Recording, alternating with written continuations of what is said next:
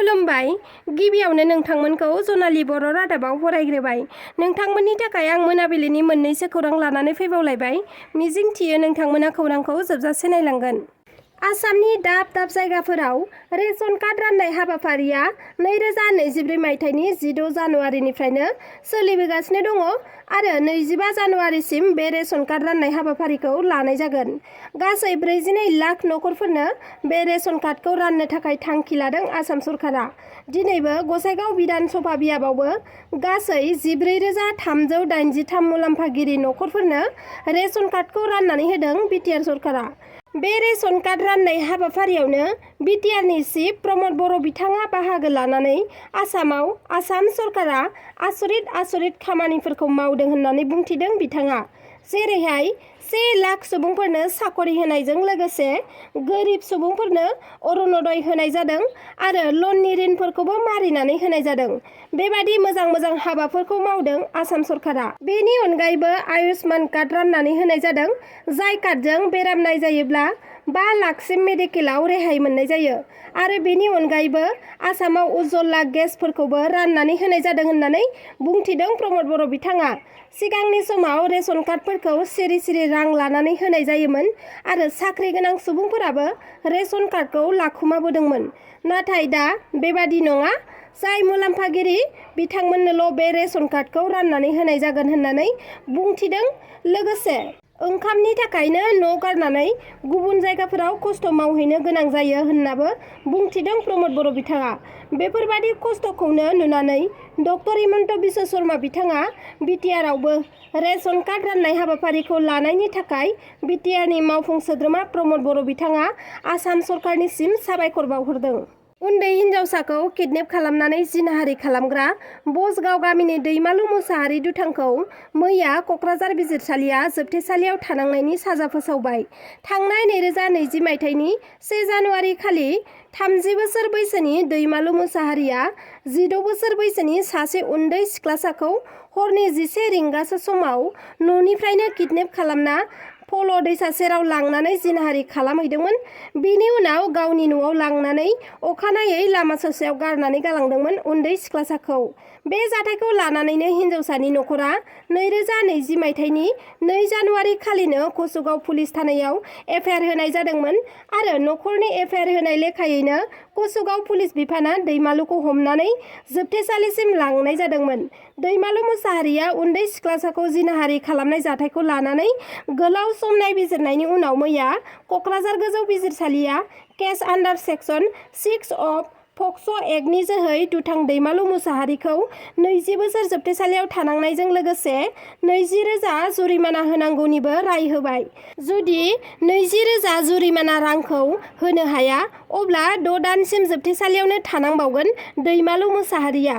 सासे रेन्जारखौ रायजो राजाफ्रा गाज्रि रोखोमै गाग्लोबदों।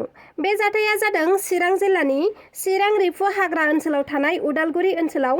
मोनथिनो मोननाय बायदिब्ला चिरां जिल्ला रुनिकाटा रेन्जनि प्रान्जल तालुकदार रेन्जार बिथाङा गावनि मावसुमा 3 फरेस्टारफोरखौ लोगोआव लाफानानै मैया सानजौफु समाव उदालगुरि हादान एबा चिरां रिफु रिजार्भ हाग्रा सेर डिउटि खालामहैदोंमोन। बेयावनो गंसे टेम्परारि औवानि गोदानै बानायनाय बादा न'खौ रावबो मानसि गैयैलाय बोखारनानै साखाथियाव जोंबाय थानाय अराव सावना होदोंमोन। बेनि उनाव बिथांमोना थांफिननाय समावनो उदालगुरि ओनसोलनि कालबारि बाजारनिफ्राय 100 निफ्राय सा 150 जनसो सुबुंफोरा लोगो नांनानै बिथांमोनखौ एटेक खालामो। फोरमायथिनाय बायदिब्ला रायजो राजाफोरा एबेक्सन खालामनो फैदों साननानै फरेस्टारफोरजों लोगोसे रेन्जारनि सायावबो अन्थाइ खुबैदों आरो जाय जेरै हायो एरैनो गाग्लोबदों। रायजो राजानि अन्थाइ खुबैनायजों हाग्रा बिफाननि 4 मावथिफोरानो गोब्राब जोखोम जानो गोनां जादों। बिथांमोनखौ गाग्लोबनानै जोखोम खालामनायजों लोगोसे बिथांमोननि गारिखौबो बुफाय बुसि खालामदों रायजो राजाफ्रा। गोब्राब जोखोम जानाय हालोदाव 4खौबो बङाइगावनि लवार आसाम देहा फाहामसालियाव थिसननाय जाबाय होनना मोनथिना मोन्दों। दासान्दि हाग्रा बिफाना सरकारि हायाव रायजो जानाय नखरफोरखौ इभेक्सन खालामबाय थानायखौ लानानैनो जानो हागौ रायजो राजाफ्रा गिखांनाय मोन्दों। बिनिखायनो बिथांमोनखौ इभेक्सन खालामनो फैदों साननानै बिथांमोननि सायाव गाग्लोबदों। दायो बेयो उदालगुरि ओनसोलनि रायजो राजाफोरनि सायाव केस रेजिस्टार खालामनाय जासिगोन होननानै रेन्जार प्रान्जल तालुकदार बिथाङा खौरांनि गेजेरजों बुंथिदों। गोबां सुबुंफोरानो हानि थाखाय बुलायनाय, बुथारलायनाय बायदि बायदि जाथाय जानायखौ जों खौरांनि गेजेरजों नुनो मोनबाय थायो। थिग बेबादिनो जाथाय जादों क'क्राझार जिल्लायावबो। क'क्राझार जिल्लानि फकिराग्रामनि थागिबि गबिन आगरलाल मुंनि सासे सुबुंखौ हानि थाखाय इटाजों खर'आव बुनानै गोब्राब जखम खालामदों। फोरमायथिनाय बायदिब्ला गबिन आगरलाल बिथांनि फकिराग्राम बाजाराव थानाय स्टेट बेंकनि ATM साखाथियाव थानाय हाखौ गुबुन सुबुङा गावनि होननानै सेनो नाजाबाय थायो। लोगोसे न' लुनानै थानाय हाखौबो सेनो नाजायो आरो बिथांनि बिल्डिं न' बानायनायखौबो न' साखाथिनि सुबुङा बादा होबाय थायो होनना बुनानै जोखोम खालामजानाय गबिन आगरलाल बिथाङा फोरमायथिदों। बिथांखौ जोखोम खालामनाया बे खेबावल' नङामोन, बिनि सिगांबो 2019 मायथाइयावबो खनथाम खनब्रै जाबायमोन बिथांखौ गाग्लोबनाया। बे जाथायनि बागै गबिन आगरलाल बिथाङा फकिराग्राम पुलिस थानायावबो FIR होखांबायमोन, नाथाय जेबो नियाय मोननो हायाखै होनना फोरमायथिदों। आगोलनि गाग्लोबनायनि नियाय मोनियावनो आरोबाव फिन मानसि लानानै गाग्लोबफिनदों दुथाङा। बिथांखौ रड, इटा बायदि बायदि हाथियारफोरखौ लानानै गाग्लोबफैदों 4 सुबुंफोरा।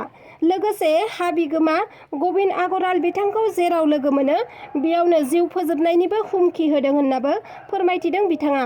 बिथांखौ गाग्लोबग्रा 4 दायनिगिरिफोरनि मुङा फारियै बिश्वनाथ सा, रमेश सा, भानु सा आरो अनिता सा। इटाजों बुनानै गोब्राब जखम खालामजानाय बिथांखौ क'क्राझारनि RNB सिभिल देहा फाहामसालियाव थिसननाय जाबाय होनना मोनथिना मोननाय जादों। दायो बे जाथायनि सायाव फकिराग्राम पुलिस थानायाव FIR होनाय जाबाय आरो बे हाखौ हाइकर्टआ बिथोन होनाय लेखायै सार्कोल अफिसारआ गबिन आगरलालनो होखाबाय। अब्लाबो दुथां गोसोनि सुबुंफोरा बे हाखौ सेनो थाखाय बिथांखौ गाग्लोबबाय थायो। बेनिखायनो जिउ रैखा नांगौ होननानैबो पुलिस प्रशासननिसिम खावलायो बिथाङा। Btr सरकारा 3 बोसोरावनो 1,06,000 नखरनो हानि फोरमानलाइखौ राननानै होबाय। हाग्रा बिफाननि EM रन्जित बसुमतारी बिथांनि बिबुंथि। बिसोरो 17 बोसोराव 15,000 नखरनो, जोङो 3 बोसोराव 1,06,000 नखरनो जों होनो हाबाय। सोरबा मुसलमाना गारि बोराइ बासाव गाखोआ बा बास बोराइयाव गाखोआ, सोरबा राजबंशियाबो गाखोला, बर'फ्राथ' गाखोखाया गारि बोराइयाव। गतिके फैगोन 2024 मायथाइनि इस्युआथ' गैखाला, जों देरहाखाबाय। 2025आवबो BPF हिसाबैथ' गैखाया जोबनो थांगासिनो दंखायो। बेवहाय मा होनो जोंना देरहासार बसुमतारीया एसे गसंना दंमोन, बेबो लाथिख' जानो थांगासिनो। 1,06,000 1,06,000 मानसिनो जोङो हानि फोरमान बिलाइखौ होबाय आरो मियादि बाथ्राखौ होबाय। सालाकाटा बियाबाव दिनै जोङो 441टा 441टा नखरनो होदों। खिन्थु आं बे बाथ्राखौ जेब्लायबो रोखा फोरमायबाय थायो। 17 बोसोर होनबा BPFआ बिराद लाजियो, दुखु मोनो। जाय BPFआ 17 बोसोराव 15,000 नखरनो हा होनो हादों, जोङो दिनै 3 बोसोराव, बिसोरो 17 बोसोराव 15,000 नखरनो, जोङो 3 बोसोराव 1,06,000 नखरनो जों होनो हाबाय। फार्स्ट डिफारेन्स बिथांमोननि लेक्सार, जोंनि प्रेक्टिकेल बिराद डिफारेन्स दङ। बिथाङा लरग' थरग' जाबाय, माने बिथाङा स्प्रिं गैयै, नट बल्टु गैयै गंसे गारि बोराइ बायदि जाबाय। गतिके बेफोरबायदि गारि बोराइयाव सोरबा मुसलमाना गारि बोराइ बासाव गाखोआ बा बास बोराइयाव गाखोआ, सोरबा राजबंशियाबो गाखोला, बर'फ्राथ' गाखोखाया गारि बोराइयाव। गतिके फैगोन 2024 मायथाइनि इस्युआथ' गैखाला, जों देरहाखाबाय। 2025आवबो BPF हिसाबैथ' गैखाया जोबनो थांगासिनो दंखायो। बेवहाय मा होनो जोंना देरहासार बसुमतारीया एसे गसंना दंमोन, बेबो लाथिख' जानो थांगासिनो। 100% बिथांनि साहा बागानखौ बावैसोनो जोङो नै कनफार्म जाबाय, जों एरखुनो थांगासिनो दङ आरो बे एरखुनाय टाइमाव नोंथांमोननि मिडियानि गेजेरजोंनो जों समाजनो फोरमायनो थांगासिनो दङ। दिनैनि खौराङा बेखिनियानोमोन। नोंथांमोना आंनि खौरांखौ जोबजासे नायजोबलांनायनि थाखाय रोजा रोजा साबायखर थाबाय। आरो जुदि नोंथांमोना आंनि चेनेलखौ साबस्क्राइब खालामाखैब्ला अन्नानै साबस्क्राइब खालामनानै लादो। लोगोसे लाइक, शेयार, कमेन्ट खालामनो दाबाव। एसेनोसै, गोजोन्थों।